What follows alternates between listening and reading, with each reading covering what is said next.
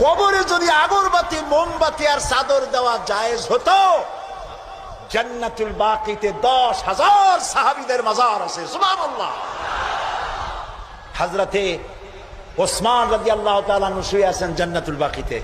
হযরতে আয়েশা আমাদের মা রাদিয়াল্লাহু তাআলা আনহা শুয়ে আছেন জান্নাতুল বাকিতে, উন্মুক্ত আকাশের নিচে।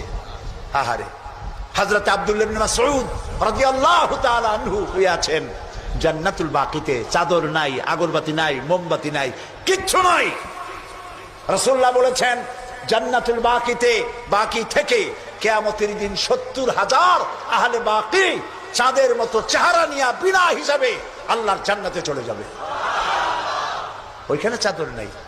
আর আমরা আমাদের দেশের পীর সাহেবদের মাজারে চাদর দিয়ে, আগরবাতি দিয়ে, মোমবাতি দিয়ে সর্বনাশ করছি। প্রিয় ভাই সব, এটি শিরক, এটা জীবনেও আমরা আর করবো না। রাজি আছেন?